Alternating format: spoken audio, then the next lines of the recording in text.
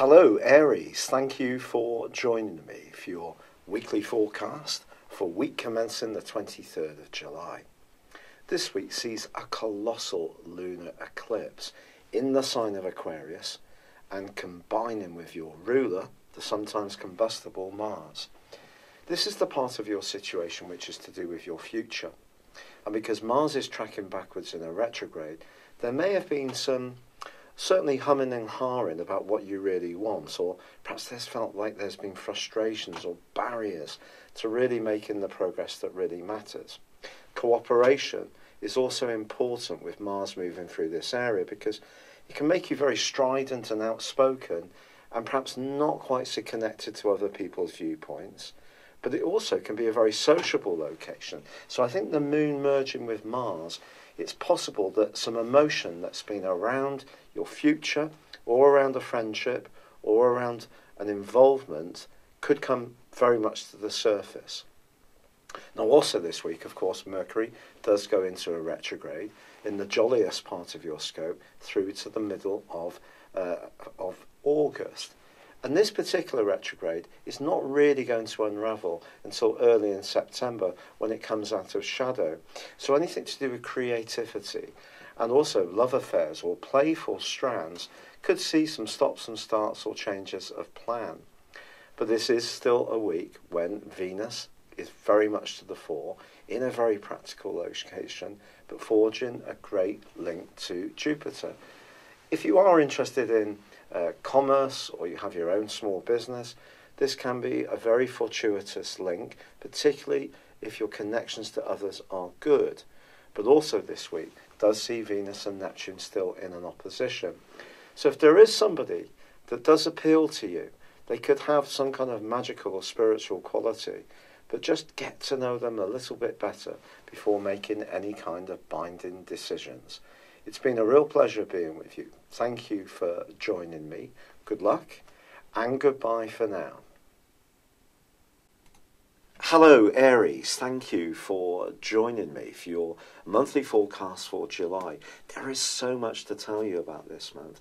I'll try to get it in as concise a way as possible and summarise things to give you a real clarity of the opportunities that lay out there for you and also some of the challenges.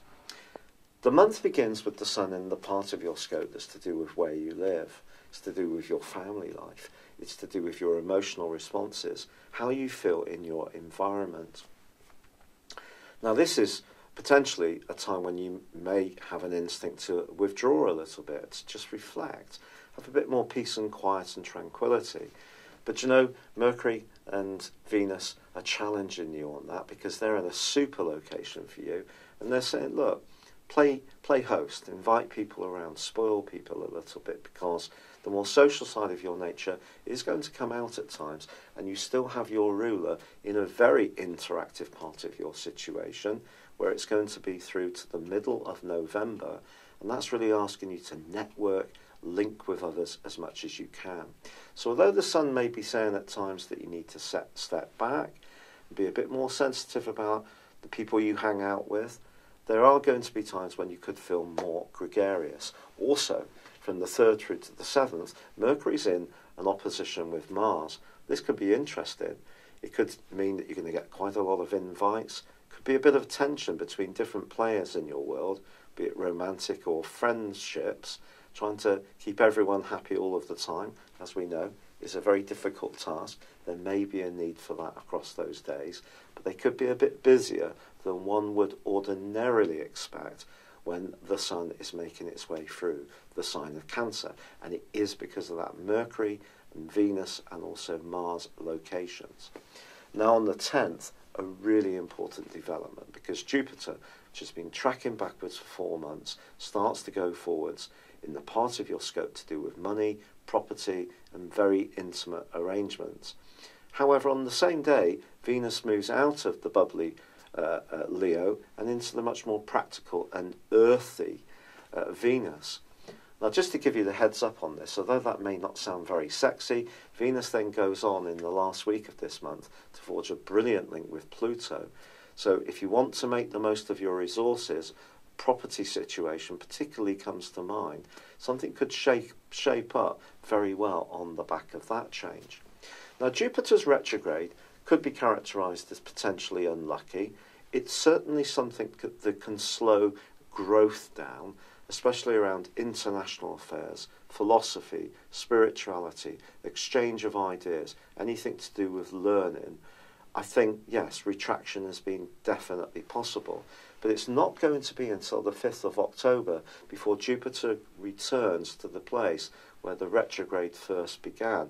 So just be mindful that there can be an improvement, but you still need to be watchful about how you interact with others. Jupiter continues to forge a broadly very positive angle to Neptune. So the more you can tune into the more spiritual side of yourself and life, then the better it truly is. But then in week 2 of this month, the Sun goes on to do something which is truly quite challenging. It goes face to face with Pluto. Pluto is a planet with enormous power. It is the tiniest entity in our solar system. It is about transformation. It has been working its way through your sector of your responsibilities, of the more conservative side of your situation, work, how you link in with people in the wider world. It's been more about how you manifest your authority. And especially in the conservative sign of Capricorn, perhaps there have been times since 2008 when you have had opportunities to showcase your talents in a very positive way. But this opposition, which occurs with the Sun, also brings into play the partial solar eclipse on the 13th, which is going to provide a backdrop of energy for the next 6 months. So basically, the echo from the Sun's opposition to Pluto is going to reverberate through your situation for the next half year. It's going to be powerful. If there are any politics in your family, or you want to live in one kind of property and someone else in your home or in a close relationship, whether it be a partner or a family member, wants to have a different kind of existence, then this could be something that's going to require a lot of patience and discussion. You could find yourself encountering someone who you perceive as trying to direct you in what they want you to do, which could cause you to be very resentful. Or it may be that you just feel much more tender and emotional. The demands of life can close in a little bit upon you. So just be aware of this, because of course you are a dramatic character. You do make things happen. You have got your ruler Mars in a brilliant location all this month, even if he is tracking backwards. And that's given you an appetite in some ways to connect to people, but it needs to be the people that are good for you, that feed your soul. And if you are in any kind of situation or scenario where there are battles of will or power, they're not going to be good for you. So try to avoid them as best you can. Now, of course, the Sun is then going to move on into the sign of Leo, which is wonderful for you. This is on the 23rd. And the last 10 days of this month can see you opening up the clutch a little bit, feeling much more outgoing and really rekindling the part of your nature that's so important when it comes to self-expression. But just be mindful that on the 26th, Mercury goes into a retrograde in this self-same location. So even plans to meet up and socialise with people could be subject to last-minute delays, glitches, changes of plan, all the stuff that you get with Mercury retrograde, but particularly in the 5th house. There may also be something that's very close to your heart, which isn't quite going forwards at the pace you would like. So just be conscious of that too. Now, that brings us through to the total lunar eclipse, which occurs on the 27th. And my word, this is so powerful, because it is in Aquarius, of course, but it's combining with Mars, your ruler. This is because Mars has retracted so far that it's now in an opposition with the Sun, and actually the Sun is very close to the North Node in Leo. So we've got a big clash of energies between the Sun in Leo, which is very much about your warmth, your vivaciousness, Whereas on the other hand, and also about your individuality, on the other side of the heavens, it's all about the collective. It's about the needs of other people. Now, because Mars is there, you could find yourself playing a very big leading role in some kind of group organisation in the following 6 months. But will it be sacrificing some of your free time, your personal space, or the time you spend with a partner? Or might it be that you get so caught up in an idealistic plan or project because of the passion of Mars and the moon being in the 11th house, which is very much to do with idealism, that deflects you from the more personal side of your situation? And remember, you've got the partial solar eclipse, which is much more emotional in the background as well. Now, there are 2 other things I've yet to tell you about. If you cast your mind back to May, there was a big dust-up between Mars, your ruler, and also Uranus. But it went across 4 different zodiac signs. Once Uranus and Mars moved into both Taurus and Aquarius, respectively, mid-month, carried on their sort of planet fight, and that went on to the 26th. Now, in the last 10 days of this month, that is going to be repeated because of Mars's retrograde. Now, Uranus being in your 2nd solar house may be giving you a lot of buzzy ideas to be more creative about finance, be more imaginative and innovative in your approach to your resources, but it has to fit in with what works for you as a human being, in other words, you feel comfortable with, and also what's acceptable by the people you interact with. If there are any friendships that are not meshing together very well, I think they're going to be revealed across this period of time, and things could get quite feisty, just being really honest. But you know, there is actually another influence involving Uranus, which is absolutely fantastic this month. And that's a beautiful trine with Saturn in the sign of Capricorn. This points towards progress being made this month where you are being open-minded, but at the same time, you're checking things out, not being too impulsive, and being very methodical and working through your options in a step-by-step basis.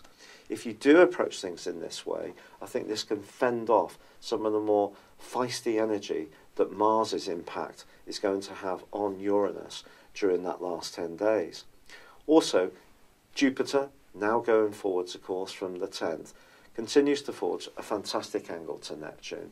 And if you can embrace the more spiritual side of yourself or life at any point of this month, it will be very healing for you. So, the month in general gives you opportunities to be social, but it's also asking you to mark out your territory in terms of your security and your environment, what you feel comfortable with, and how you interact with people in the wider world. So if you're doing a job which is well paid, but you're not really enjoying it, it's not feeding your soul, think again. Mars can make you hugely idealistic this month, which broadly can be very good for you, but it also gives you some challenges to balance that idealism with what's good for you. And also there may be times when friends or other people are challenging some of your moves because they may feel that you're being too single-minded, which might suit your agenda, but they might not think is particularly fair. So there is some politics threaded through this month. We've got the 2 eclipses. We've also got Jupiter going forwards again. And you can't get away from the fact, Aries, that the Sun opposite Pluto is one of the most gravitous planetary aspects of all. And it does point towards some kind of change, some tipping point in your situation, in your approach, evolving over the next 6 months. But it can be very rejuvenating for you. And as I said, if you're investigating new options in a methodical, practical, disciplined and sustained way, then progress definitely can be made around property and also around your financial picture this month. Now, when it comes to love, of course, you have the wonderful Venus with you early on through week 1 up until the 9th. Then it does get more practical, which is more about being aware of what you need to give to other people. But it does forge that transforming link with Pluto in the last week. If you're single, don't underestimate the potential to meet someone through your work. You're still giving out a powerful aura. People are still going to be very aware of you. It's just balancing this against the things that feel really right for you, that work for how other people feel about you, but also you're developing a future plan which feels really comfortable, and it works at a practical, financial, professional, employment, and also emotional level. It's been a real pleasure being with you. I'd love it if you would like or comment on this video, or if you've yet to do so, subscribe to my channel. But for now, good luck and goodbye. Hello, thank you so much for watching my video. I'd love you to join me at my Horoscope Ace app. You can find this at www.horoscope-ace.com. You can use it through Android, iOS, Apple, or Facebook. Check out your ascendant or your moon sign, or download your free birth chart. There's all your favourite videos, plus there are daily, weekly, monthly and yearly horoscopes for general, love, Chinese and Indian astrology. If your passion is tarot, there's my brilliant 3-card money or love tarot readings too. And it's all there at www.horoscope-ace.com. Thank you.